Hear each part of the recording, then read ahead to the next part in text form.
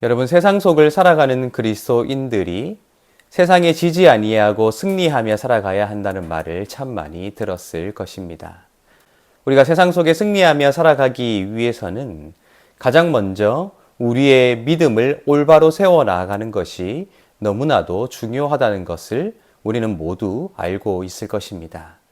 하나님을 바로 믿는 것, 하나님을 바로 알아가는 것, 그 믿음 위에 서서 세상의 수많은 생각들과 이념들에 휩싸이지 아니하도록 우리의 믿음을 바로 세워가는 것이 세상 속에 승리할 수 있는 가장 중요한 비결이라 할 수 있겠지요. 그런데 우리가 잊지 말아야 할 것은 우리가 세상 속에 승리하기 위해서 우리의 믿음만을 생각하고 있는 것이 아니라 세상을 얼마만큼 아느냐, 세상을 얼마만큼 이해하고 있느냐 하는 것도 우리의 삶에 굉장히 중요한 영향을 미친다 할 수 있을 것입니다. 우리가 그러한 측면 역시 무시할 수 없다는 것이죠. 우리가 성경을 읽고 또한 수많은 신앙의 행위들을 하면서 내 삶의 방향을 하나님의 말씀에 맞추어 살아가는 것도 굉장히 중요하지만 내가 발딛고 살아가는 우리의 가정, 또한 우리의 직장, 우리의 사회가 어떤 방향으로 흘러가고 있는가 하는 것을 분별하지 못한다면, 또 그것을 제대로 알지 못한다면 우리가 과연 세상 속에서 어떤 역할을 할 수 있을까 하는 것을 너무 추상적으로 또한 현실과는 동떨어진 생각을 할 수밖에 없기 때문입니다. 따라서 우리는 공부해야 합니다.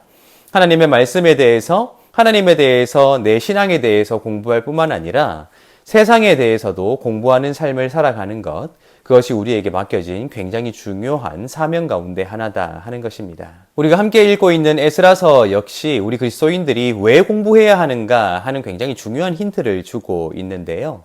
오늘은 4장 6절부터 11절을 제가 읽어드리도록 하겠습니다. 아닥사스다 왕에게 올린 그 글의 초본은 이러하니 강 건너편에 있는 신하들은 왕에게 아뢰나이다.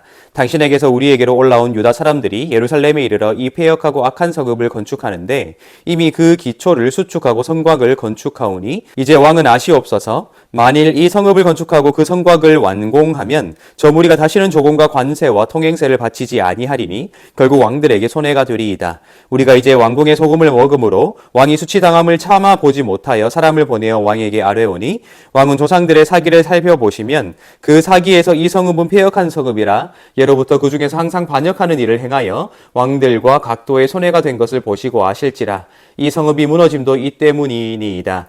이제 감히 왕에게 아뢰오니 이 성읍이 중건되어 성곽이 준공되면 이로 말미암아 왕의 강 건너편 영지가 없어지리이다 하였더라. 아멘. 에스라서 4장 11절부터 16절에는 성전 건축을 방해하는 자들이 이제 왕에게 조서를 올린 내용을 기록하고 있는데요. 우리가 이 내용을 살펴보면 거짓과 진실이 교묘히 뒤섞여 있다 하는 것을 발견하게 되지요. 그들이 말하기를 이 성읍, 즉 예루살렘은 항상 패역한 도시이므로 패역했기에 반란을 일으켰고 그것 때문에 이 성이 무너지게 되었다라고 기록하고 있습니다. 어느 정도는 사실입니다. 왜냐하면 예루살렘은 기원전 586년 바빌론에 의해서 멸망당했는데 사실 이 바빌론에 저항하였고 바빌론을 이길 수 있다는 분위기가 그 당시 강했기 때문에 그 성이 완전히 함락되기까지 유다 사람들이 굉장히 극렬하게 저항했음이 분명합니다.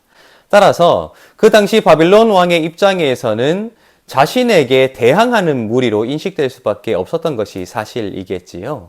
따라서 그들의 입장에서는 예루살렘은 패역한 도시가 맞습니다. 그런데 이 조서의 내용 가운데 13절과 16절을 보면 그들은 거짓을 말하고 있음이 드러나게 되지요.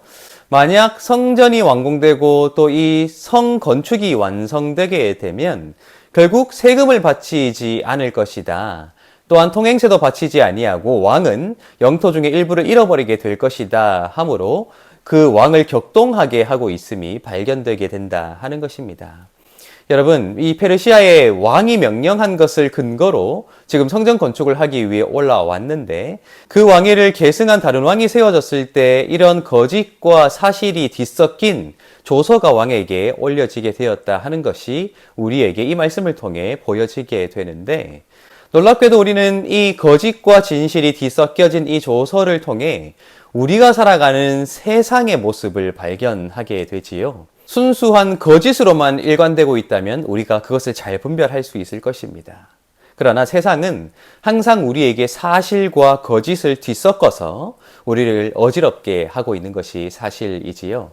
오늘 이 유다인들의 대적들이 왕에게 올린 이 조서의 내용은 비단 수천 년 전을 살았던 그들만의 행태가 아닐 것입니다.